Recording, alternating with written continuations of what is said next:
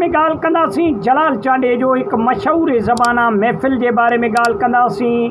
ऐं उमूमन बि जॾहिं जलाल चांड जे टाइम में जेके महफ़िल शादी जा थींदा हुया, ॿुधण वारनि जो जेको आहे सो हर वक़्तु इहा शिकायत हूंदी हुई त यार सिज कीअं उभरी वियो, एॾी जल्दी कीअं थी वई। दोस्तो, जलाल चांडियो वाहिद अहिड़ो फ़नकार हुयो सिंध जो, जंहिंजे महफ़िल में माण्हू वेहंदा हुया त सिज उभरी वेंदो, माण्हुनि खे ख़बर न पवंदी हुई, एॾा मदहोश थी वेंदा हुया ऐं एॾी ख़ुशी उन्हनि खे महसूसु थींदी हुई त जलाल चांडियो असांजे दरम्यान मौजूदु आहे ऐं जलाल चांडियो ॻाए पियो। दोस्तो, जलाल चांडे जूं जेके बि महफ़िलूं थियूं तव्हां ॾिसंदव त हज़ारे माण्हू जेको आहे सो उन्हनि महफ़िलनि में शिरकत कई ऐं माण्हुनि घोर एॾो जलाल चांडे खे दिलि खोले ॾिनो।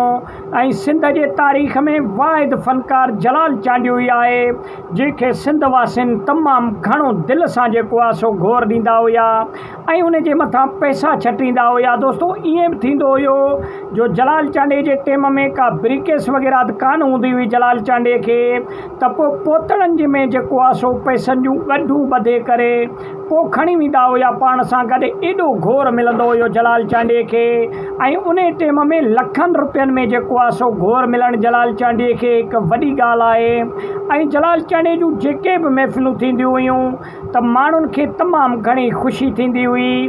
ऐं हे जेका महफ़िल असां तव्हांखे ॾसूं पिया, तव्हां मुंहिंजे पुठे पासे वीडियो हले पियो ॾिसो पिया, त इन में बि माण्हू जेको आहे सो मदहोश ऐं झूमनि पिया था ऐं पंहिंजे दरम्यान सिंध जो बबर शेर फ़नकार ॾिसी करे ऐं तमामु घणी उन्हनि खे ख़ुशी बि महसूसु थिए पई ऐं तमामु घणा ख़ुशि पिया लॻनि ऐं इहे गुफ़्ता पिया चवनि त बाबा सिज उभरी वेंदो, तेसि ताईं जेको आहे सो तव्हां न उथिजो। ऐं वाक़ई जलाल चांडियो 7 खां 8 बजे जेको आहे सो ॻाइणु वेहंदो हुयो ऐं अहिड़े तरीक़े सां पंहिंजो ॻाइणु स्टार्ट कंदो हुयो जो 4 खां 5 कलामनि में सिज उभरी वेंदो हुयो।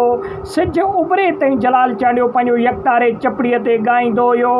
जलाल चांडियो बि दिलि सां ॻाईंदो हुयो। जलाल चांडे खे बि तमामु घणी ख़ुशी महसूसु थींदी हुई त माण्हू जेको आहे सो मूंसां मोहबत पिया कनि ऐं जलाल चांडियो पाण सां गॾु जेके ॿुधंदड़ माण्हुनि खे ख़ुशि ॾिसी करे पाण बि ख़ुशी महसूसु कंदो हुयो ऐं हर महफ़िल खे पंहिंजो महफ़िल सम्झी ॻाईंदो हुयो। जलाल चांडियो केसटी फ़नकार न हुयो। जलाल चांडे कॾहिं बि लालच न कई।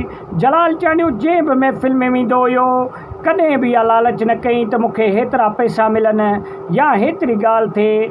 उहा इहा ई सोचींदो हुयो त कंहिं ग़रीब माण्हूअ घुरायो आहे मूंखे, उन जी महफ़िल भली थी वञे ऐं उन महफ़िल जी नेकी थी पए, इहा ई मुंहिंजे लाइ काफ़ी आहे। दोस्तो, जलाल चांडे जो इहो असूल हूंदो हुयो पंहिंजे ज़िंदगीअ में त जलाल चांडे कॾहिं बि कंहिं बि महफ़िल जे लाइ रक़म तइ न कयो, ॻाल्हायो न कंहिंसां त भाउ हिन महफ़िल जो मां ₹1,00,000 वठंदुसि या हिन महफ़िल जो मां 50,000 वठंदुसि। दोस्तो, तौकल करे हलियो वेंदो महफ़िलनि में ऐं ॿाराड़ीअ टाइप ग़रीबत जो दौरु हूंदो हुयो उन टाइम में।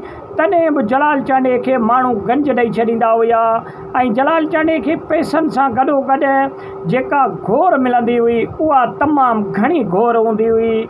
ऐं जलाल चांडी पाण सां जेको आहे सो तमामु बहितरीनु फ़नकार ऐं तमामु घणो सिंध में 5 रुपया ऐं पैसा कमाया ऐं उन खां अलावा केस्ट कंपनी वारनि बि जलाल चांडे खे टिकाए छॾियो हुयो। छाजे करे जो केस्ट कंपनी वारा जलाल चांडे जे पोयां रुलंदा वतंदा हुया त जलाल चांडे जी कहिड़े बि तरीक़े सां का नई एल्बम रिलीज़ थिए। हालांकि पहिरीं केस्ट कंपनी वारनि जलाल चांडे खे ब्लैकमेल करण जी कोशिशि कई। जलाल चांडे जे मुखालिफ़त में रुबीना हैदरी थियो या ॿिया सिंध जा फ़नकार थिया, उन्हनि खे जेको आहे सो जलाल चांडे जे मुक़ाबले में अची बीहारियूं।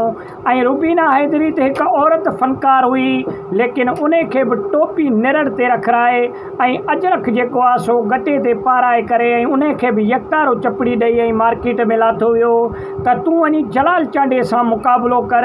लेकिन इहा उन खे ख़बर कान हुई त जलाल चांडियो सिंध जे दिलनि ते राज पियो करे ऐं जलाल चांडियो हिकु मक़बूल फ़नकार बणिजी वियो पूरे सिंध जो। ऐं जलाल जलाल चांडे जे मट कंहिंखे बि माण्हू न पिया पाइनि। हालांकि जलाल जोगी बि पहिरीं जलाल चांडे जे मुखालफ़त में ॻाईंदो हुयो ऐं जलाल चांडे जे कॉम्पिटिशन में अची वियो, लेकिन जॾहिं ॾिठईं त मुंहिंजी दाल न ॻरंदी त पोइ जलाल जोगीअ बि जेको आहे सो जलाल चांडे सां हथ वञी मिलाए करे ऐं जलाल चांडे जो शागिर्द बणिजी करे पोइ जॾहिं जेको आहे सो जलाल जोगीअ बि सिंध में तमामु घणी मक़बूलियत ऐं इज़त माणी। दोस्तो अहिड़ी तरीक़े सां जलाल चांडे खे कंपनी वारनि ब्लैकमेल कयो, जेके केस्ट कंपनी वारा हूंदा हुया।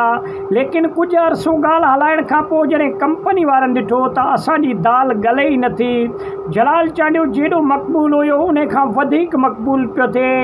असां जेके छाड़का पंहिंजा छॾिया रुबीना हैदरी जी सूरत में या जलाल जोगीअ जे सूरत में, उहे त नाकाम पिया थियनि, माण्हू उन्हनि खे एॾी मोट ॾियनि ई न पिया। त हाणे छा थींदो? पोइ जलाल चांडो वाहिद सिंध जो उहो फ़नकार हुयो जंहिंखे केस्ट कंपनी वारनि मिनथूं कयूं ऐं केस्ट कंपनी वारनि खे जलाल चांडे झुकायो पंहिंजे अॻियां।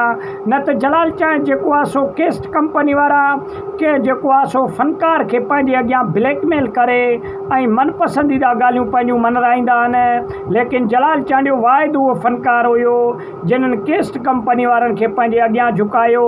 इन जो मक़सदु इहो हुयो त जलाल चांडे सां सिंध जी अवाम तमामु घणी मोहबत पई करे ऐं ॿुधण वारा जेको आहे सो जलाल चांडे जे पासे हुया।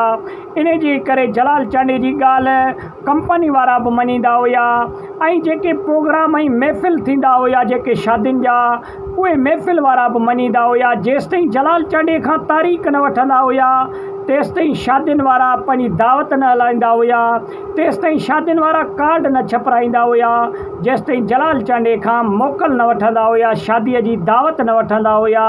त दोस्तो इन जो मक़सदु इहो हुयो त जलाल चांडो हिकु अवामी फ़नकार हुयो ऐं जलाल चांडो सिंध में तमामु घणो मक़बूल हुयो ऐं जलाल चांडे जो रायो ईअं सम्झो अवाम जो रायो हूंदो हुयो। इन जे करे केस्ट कंपनी वारनि बि जलाल चांडे जूं ॻाल्हियूं मञियूं ऐं जेको आहे सो जेके प्रोग्रामनि वारा हुया, शादियुनि वारा हुया, महफ़िलनि वारा, उन बि जलाल चांडे जूं ॻाल्हियूं उन्हनि बि मञियूं।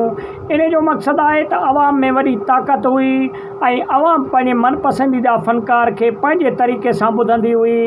ऐं पोइ पंजाबी जेके फ़नकार हुया उहे बि सिंध में तमामु घणा मक़बूल हुया कुझु टाइम, लेकिन उन्हनि खे बि जलाल चांडे ॿुहारो ॾेई सिंध मां ईअं कढियो त उन्हनि पंजाबी फ़नकारनि खे बि ख़बर न पई त असां सां कहिड़ो सीन थी वियो, असां छो पोइते रहिजी वियासीं। लेकिन जलाल चांडे जो भाग बि तमामु घणो हुयो ऐं जलाल चांडे जो वक़्तु हुयो वॾो सिंध में। इन जे करे जेके बि वॾा वॾा धुड़ा फ़नकार हुया उहे ईअं हवाउनि में लुड़ी विया जो ख़बर ई न पई। सिंध में सिंधियुनि जो ई राॼु थियो, सिंध में सिंधी टोपीअ जो राॼु थियो। दोस्तो जलाल चांडे ॻाइण सां गॾोगॾु सिंध जे सक़ाफ़त खे बि तमामु घणो पूरी दुनिया में उजागर कयो। जलाल चांडो कतर वियो, सऊदी अरब वियो, इंडिया में बि वियो ॻाइण, उते बि पंहिंजे टोपी अजरक खे तमामु घणो जेको आहे सो मक़बूल कयो ऐं पूरी पंहिंजी ज़िंदगीअ में जलाल चांडे टोपी अजरक सां गॾु ई ॻायो। इन जो मक़सदु इहो थियो त सिंध जे सक़ाफ़त खे ॻाइण सां गॾोगॾु पूरी दुनिया में उजागर कयो जलाल चांडो। जलाल चांडो हिकु सिंधी फ़नकार हुयो ऐं जलाल चांडो हिकु सिंधियुनि जो नाज़ हुयो जलाल चांडे ते। जलाल चांडो हिकु बबर शेर फ़नकार हुयो। त वॾी महिरबानी, उमेदु आहे त नंढो वीडियो पसंदि आयो हूंदो, लाइक ऐं शेयर कयो। वरी